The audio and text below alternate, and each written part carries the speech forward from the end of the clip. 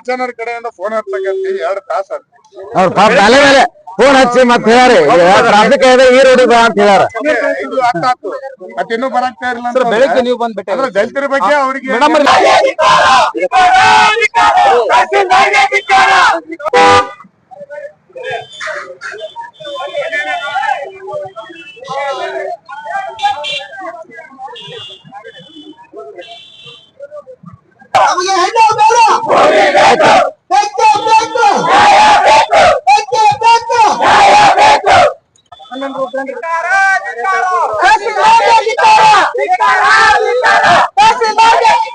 ಇಲ್ಲ ಇಲ್ಲ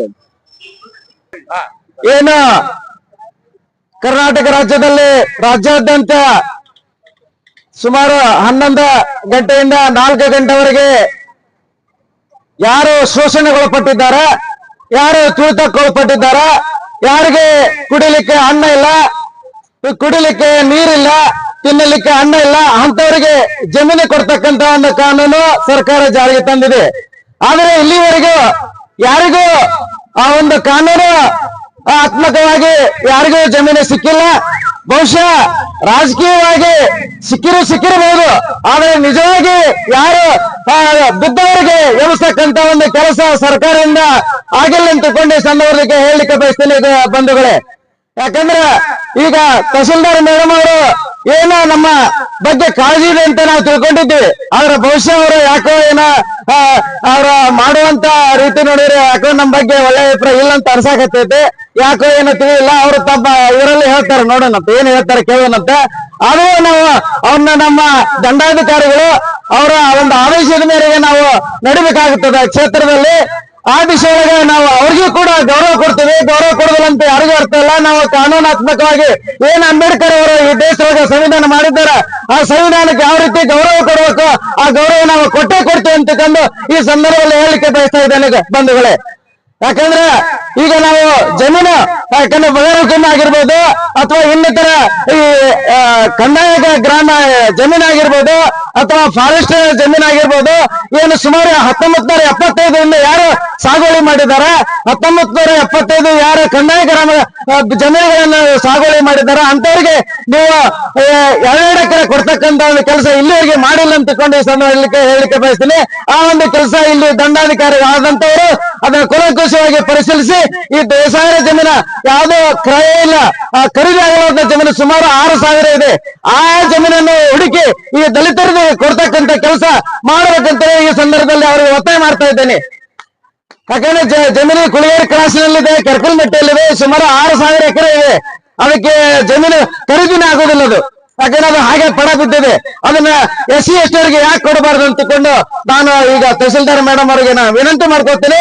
ದಯಮಾಡಿ ನಾವು ಸಂವಿಧಾನಕ್ಕೆ ಗೌರವ ಕೊಡ್ತೀವಿ. ನಾವು ಅಂಬೇಡ್ಕರ್ ರಕ್ತದಿಂದ ಬೆಳೆದವರು, ನಾವು ಗೌರವ ಇಲ್ಲರ ಯಾರಿಗೂ ನಾವು ಮಾತಾಡುವುದಿಲ್ಲ. ಆ ಗೌರವ ಪೂರ್ವಕವಾಗಿ ನಾವು ವಿನಂತಿ ಮಾಡ್ಕೊತೀವಿ.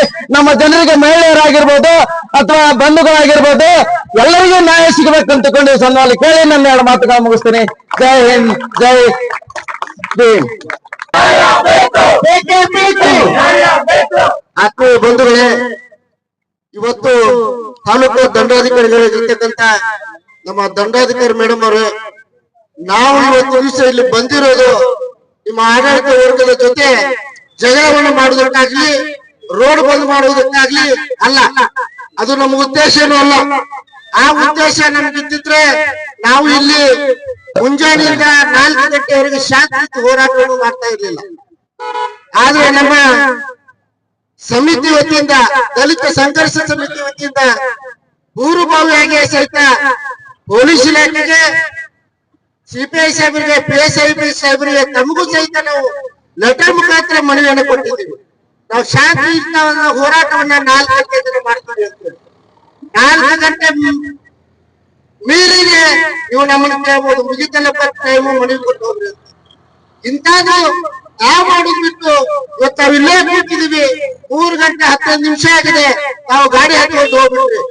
ನಾವು ಯಾರು ಕೇಳೋಣ ಮೇಡಮ್ ನ್ಯಾಯನ? ದಯವಿಟ್ಟು ಇಲ್ಲಿ ದಲಿತರು ಬಹಳ ಶೋಷಣೆಗೊಳಗಾಗಿದ್ದಾರೆ ಮೇಡಮ್ ಅವರೇ. ನೀವು ಈಗ ತಾನೇ ಬಂದಿದ್ದೀರಿ.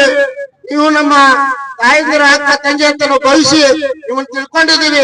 ನಾವು ಇಲ್ಲಿ ಬಂದಿರೋದು ನಮ್ಮ ನೋವನ್ನ ನಿಮ್ಮ ಮುಖಾಂತರ ಸರ್ಕಾರಕ್ಕೆ ಮುಟ್ಟಿಸುವುದಕ್ಕೆ.